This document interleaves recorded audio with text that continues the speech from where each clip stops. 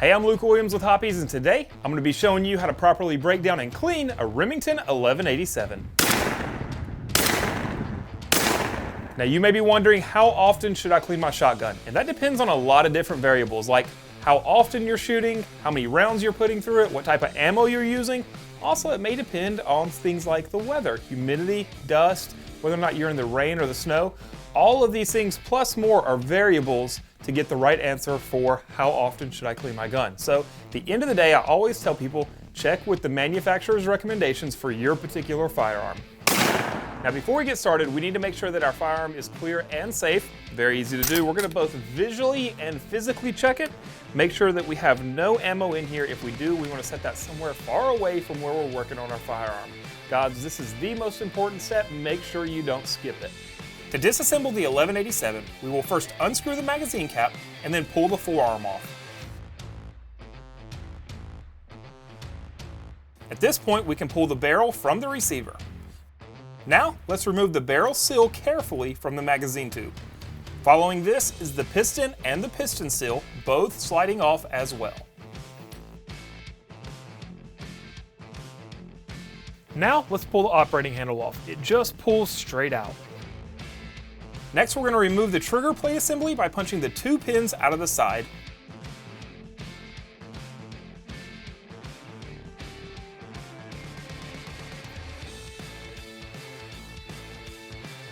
Now we can remove the bolt by pressing the feed latch, which will allow the action bar assembly to be removed from the receiver along with the bolt. Now you can just take the bolt off of the top. And last, we'll remove the link by pulling it forward and then rotating it up. Now that we have all the components taken apart, we're going to use a Hoppies foaming bore cleaner in our barrel and then set it to the side and let it soak.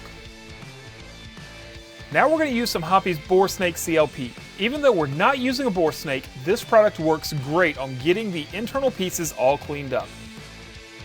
As far as cleaning the components go, you want to find all the dirt, buildup, and grime that you can and get it looking as nice as possible using a variety of patches, brushes, and picks.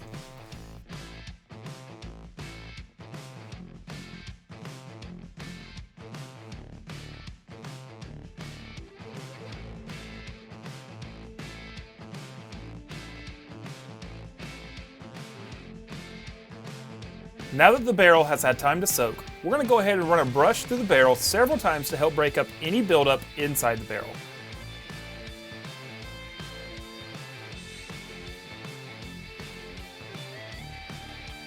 Now we're going to use a Hoppies swab and run it through the barrel several times, doing a good job of scrubbing it clean.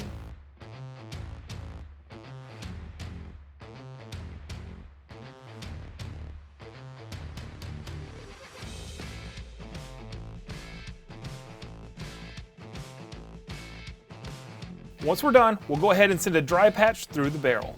Once we do, we will add some Hoppies lubricating oil to a patch and run it through.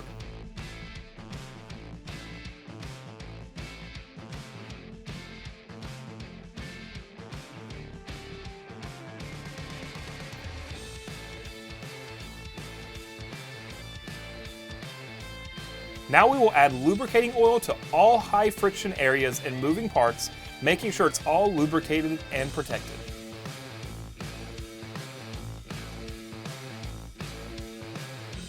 Lastly, we will reverse the disassembly steps and reassemble the shotgun, finishing it off with a wipe down.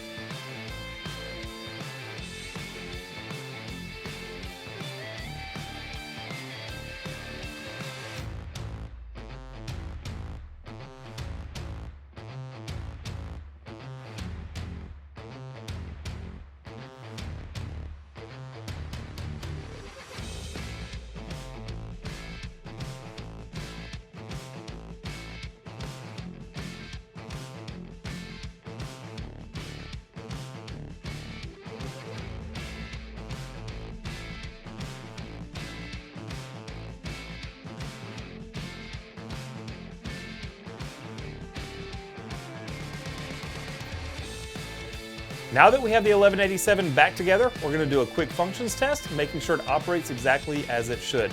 As always, making sure you're pointing it in a safe direction. Excellent. We're going to check our safety. Great.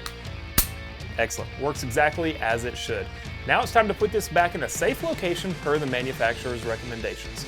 All right, guys, if you have any questions at all, whether you're new to the world of guns or you've been around for a while, go ahead and drop those in the comments below. We'd love to hear from you. And for more information, visit hoppies.com.